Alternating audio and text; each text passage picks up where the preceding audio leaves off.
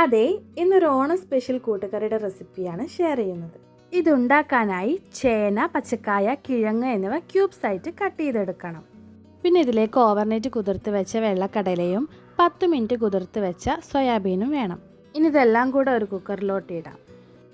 ഇതിലേക്ക് മഞ്ഞൾപ്പൊടി, മുളക് പൊടി, ഉപ്പ് എന്നിവ ചേർത്ത് കൊടുക്കാം. ഇനി വെജിറ്റബിൾസ് വേവാൻ ആവശ്യമായിട്ടുള്ള വെള്ളം ഒഴിച്ച് നന്നായിട്ട് ഇളക്കിയെടുക്കാം.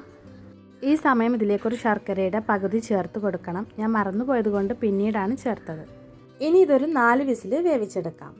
ഇനി ചൂടായ വെളിച്ചെണ്ണയിലോട്ട് അരക്കപ്പ് തേങ്ങ ചേർത്ത് 1/2 ടീസ്പൂൺ ചെറിയ ജീരകവും ചേർത്ത് വറുത്തെടുക്കാം.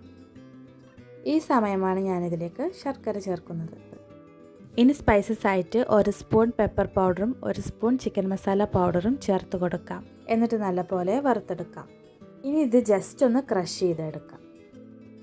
ഇപ്പോൾ ഇതാ വെജിറ്റബിൾസ് നന്നായിട്ട് കുക്കായി വന്നിട്ടുണ്ട്. ഇനി വറുത്തെടുത്ത തേങ്ങ ചേർത്ത് നന്നായിട്ട് മിക്സാക്കി എടുക്കാം. ഇനി കടുകും ഉഴുന്നും പൊട്ടി വരുമ്പോൾ അതിലേക്ക് വറ്റൽമുളക്, 2 ടേബിൾ സ്പൂൺ ഗ്രേറ്റഡ് കോക്കനട്ട്, കറിവേപ്പില എന്നിവ ചേർത്തിട്ട് നന്നായിട്ട് വറുത്തെടുക്കാം. നല്ല ഡാർക്ക് ബ്രൗൺ കളറായി വരുമ്പോൾ ഇത് കൂട്ടുകറിയിലോട്ട് ചേർത്ത് കൊടുക്കാം. എന്നിട്ട് ഇളക്കിയെടുത്ത് സെർവ് ചെയ്യാം. സൂപ്പർ ടേസ്റ്റി ആയിട്ടുള്ള സദ്യ സ്പെഷ്യൽ കൂട്ടുകറി റെഡി ആയിട്ടുണ്ട്. Please try it.